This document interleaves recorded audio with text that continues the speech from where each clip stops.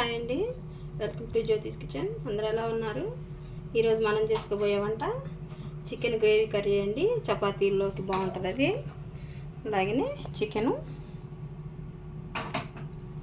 కారం, ఉప్పు, పసుపు, అల్లం, చిన్నులపాయ, కొబ్బరి ముక్క అండి. ఇరిగింతంత తీసుకున్నాను ఈ సైజు. అవి అయితే సరిపోతాయి. కొంచెం నీళ్ళు ఎక్కువ వేసి జారుగా పలసగా వేసుకోండి దీనికి. అలాగనే ఒక స్పూను గరం మసాలా పొడి, ఒక టమాటా, 2 పచ్చిమిరపకాయలు, 2 పండిన మిరపకాయలు అండి. అలాగనే కొంచెం కొత్తిమీర, కరివేపాకు. ఇప్పుడు మనం మ్యాగ్నేట్ చేసుకుందామండి. కరివేపాకు, పచ్చిమిరపకాయ, గరం మసాలా పొడి, అలాగనే టమాటా.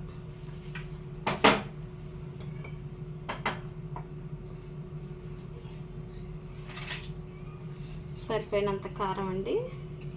ఎప్పుడు ఒకేలాగా చేసుకుంటే బాగోదు కదండి, చికెన్ డైలీ తింటాం కాబట్టి. అలాగనే పసుపు. దీనికి కళ్ళుప్పు తీసుకోండి అండి, అందుబాటులో ఉంటే. లేకపోతే సాల్ట్ అయినా వాడుకోండి. ఇప్పుడు మనం ఈ పేస్ట్ వేసుకుందాం అండి.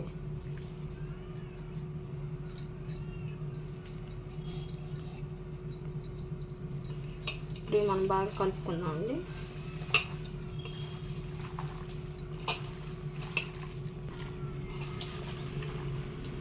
ఇలా మా అమ్మ చేసిద్దండి,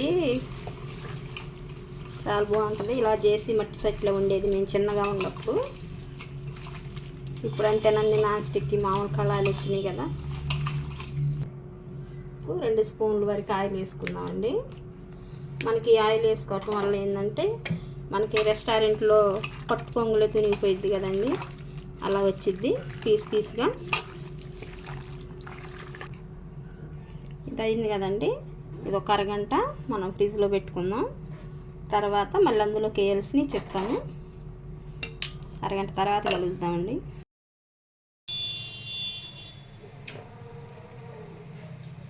అరగంట అయిందండి. అరగంట అయినాక చూసారా ఎలా వాటర్ అంతా బయటకు వచ్చేసింది. మనం మ్యాగ్నేట్ చేసుకున్నాం కదా. ఇప్పుడు ఇందాక ఇవి చెప్పలేదు కదా నేను. అలాగే కొన్ని జీడిపప్పు, 2 ఉల్లిపాయలండి. ఇవి సరిపోతాయి. అవసరమైతే ఒక పచ్చిమిరపకాయ వేసుకోండి, లేదంటే అవసరం లేదు. పెట్టానండి ఆ 2 ఉల్లిపాయలు, ఒక పచ్చిమిరపకాయ.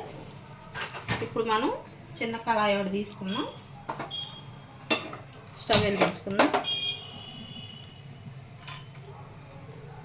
చిన్న కళాయి తీసుకొని 1 స్పూన్ ఆయిల్. ఇప్పుడు ఇది వేడైనాక ఇవి వేపుకోవాలండి. ఆయిల్ వేడైందండి. జీడిపప్పు, అలాగనే ఉల్లిపాయ.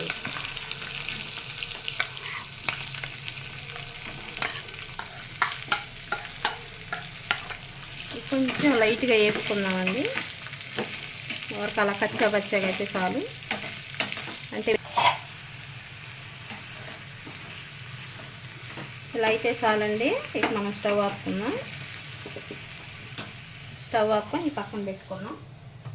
అవి ఒక 5 నిమిషాలు ఆరుతాయి కదా. అవి కొంచెం చల్లబడే వరకు మళ్ళీ స్టవ్ వెలిగించుకొని సిమ్లో పెట్టుకుందామండి. మనం కూరకు సరిపోయిన ఆయిల్ వేసుకుందాం. ఈ ఆయిల్ వేడెక్కేలోపు అది మనం మిక్సీకి వేసుకుందాం ఆ పేస్టు. ఆయిల్ వేడైంది కదండి. ఈలోపు మనం పేస్ట్ కూడా వేసుకొచ్చుకున్నాం. అది పక్కన పెట్టేసుకుందాం. ఇప్పుడు మనం అన్ని మసాలాలు కలిపి మ్యాగ్నేట్ చేసాం కదా, అది వేసేసుకుందాం.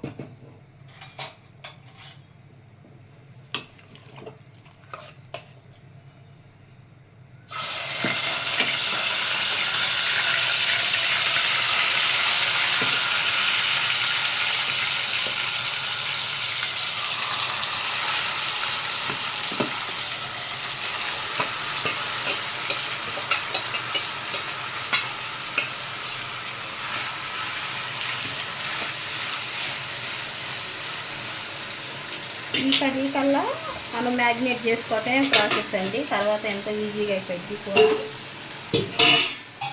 ఇప్పుడు మనం మూత పెట్టుకొని కొంచెం ఉడికించుకుందాం. నీరు బయటకు వచ్చిందాక మీడియంలో ఉడికించుకుందామండి.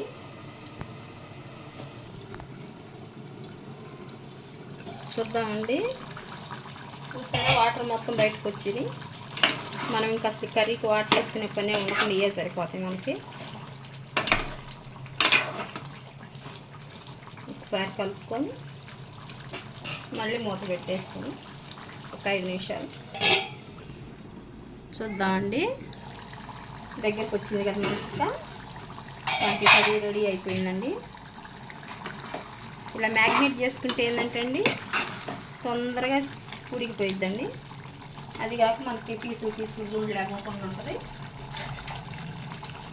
ఇలా చూసారా, మనం అలా నొక్కగానే బాగా అయిపోయింది. ఇప్పుడు ఈ పేస్ట్ ఏంటంటే మనం అలా డైరెక్ట్గా పేస్ట్ వేసుకున్నాం ఏంటంటే ఉల్లిపాయ తీపి వచ్చిద్దండి. కొంచెం ఇలా మనం ఆయిల్లో కొంచెం కుక్ చేసి వేసుకున్నామంటే బాగా మంచి కమ్మదనంగా ఉంటుందండి. ఒకసారి ఇలాగో ట్రై చేయండి. మీకు రెస్టారెంట్కి వెళ్తే నా ఫీలింగ్ వస్తుందండి. ఇలా చేసుకోండి ఒకసారి. అలా మాకు ఎందుకు రాదనుకోకుండా మనకు ఇంట్లోనే ఈజీగా ప్రిపేర్ చేసుకోవచ్చు. మీకు వాటర్ కావాలంటే వేసుకోండి, లేదంటే ఇలాగే ఒక 2 నిమిషాలు సిమ్లో పెట్టుకోండి. కూర రెడీ అయిపోయింది. చూద్దామండి. చూసారా, ఆయిల్ మొత్తం పైకి వచ్చింది.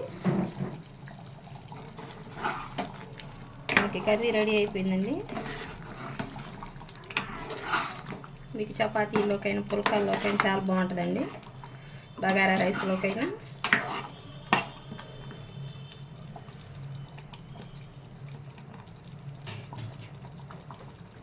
ఇంక 2 నిమిషాలండి. స్టవ్ ఆఫ్ చేసుకుందాం.